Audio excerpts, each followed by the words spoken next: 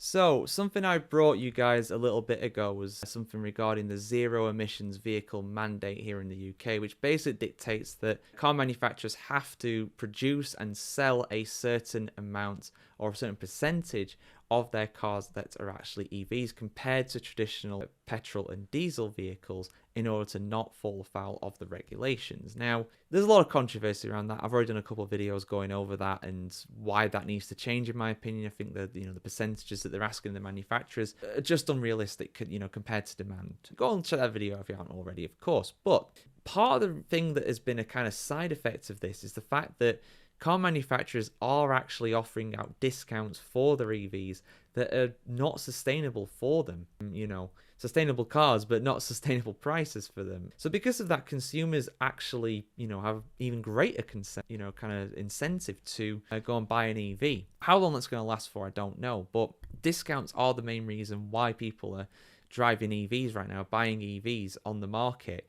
But the market as a whole is contracting. So let's have a look at what's going on here. Full article on the on the motoringchronicle.com as always. Check out our F1 channel if you haven't already, of course, too. Deliveries of new cars fell by 1.9% in the UK during November, with 153,610 joining the road, according to the latest figures from the Society of Motor Manufacturers and Traders, SMMT. It is the second consecutive monthly decline and the third decline in 4 months as the market contracts amid the race to meet tough EV market shares targets. Demand from private buyers, among whom the uptake has waned for 2 years, dropped by 3.3% to 58,496 units, accounting for fewer than 4 in 10. 38.1% of new registrations. Fleet purchases, which represent the bulk, 59.9% of the market, fell by 1.1% to 91,993 units, while low volume business demand rose by 5.2% to 3,121 units.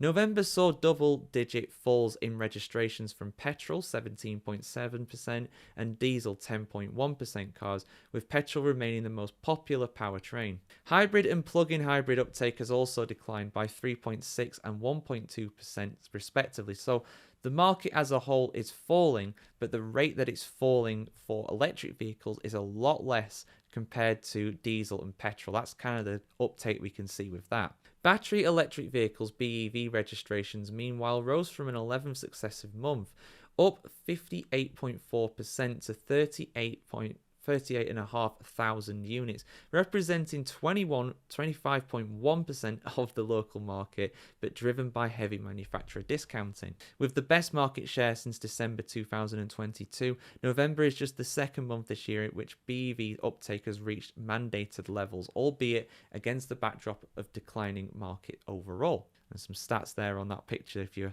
want to hear what I just said. It's kind of summarized on a nice little graphic there. Manufacturers are committed to the mandate's ambition, but the market demand for EVs remains weak and below the level as expected with the regulation that was drawn up by the previous government.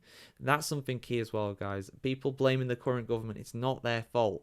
This was put in place by the previous government. It's up to the government now, though, to make a difference, and that's kind of what I said in my other video. The industry now expects the UK's BEV market share to be 18.7% in 2024, although a strong December performance could raise that to 19%.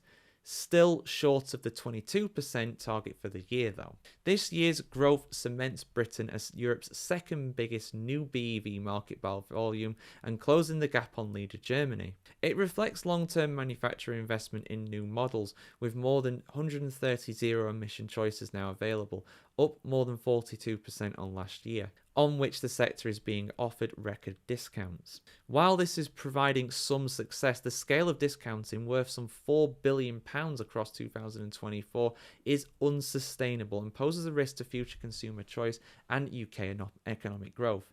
With the right responsive market regulation, however, the UK could hold a commanding position as an exemplar of global markets for the rapid zero emissions vehicle transition. Material consumer support from government, along with workable regulation, is essential to this, as it's faster deployment of affordable, accessible, and reliable charging infrastructure. According to the latest industry outlook, BEV registrations will need to grow by an additional 53% in 2025 if next year's 28% mandated target is to be met, equivalent to around 90,000 more business and consumers making the switch than the industry outlook expects. So that's a lot. So yeah, and then some more graphics here just for the stats that I went over. Like I said, full article here on motoringchronicle.com and some sources as well for the figures. So yeah, I mean, it's not great. It's not great. It's really not great. And that's kind of the way to summarize it. You know, even with these unsustainable discounts that are there, this is still something that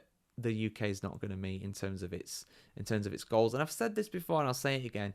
You know, it's fine that these goals aren't met in a sense. It's not the manufacturers of the cars that are to blame. They're doing more than what they should have to do with these discounts. They're losing out on money because of it, you know, which they really shouldn't have to do. The UK needs to look at these targets and just reassess them and reevaluate them. It's not uncommon to have a long-term goal like this. You know, this is something that runs for like 6 years or whatever till 2030. It's not uncommon to have a goal that's that far away and have to revise these estimations, you know, and that's just natural. It's because of the way the world is right now. It's not just because of the UK.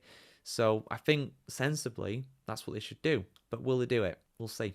We can hope. For more updates on this and any other motoring news, do keep it tuned here to themotoringchronicle.com. Like, share, comment, subscribe, ring the bell as well, and we'll see you very soon. Have a good one, guys.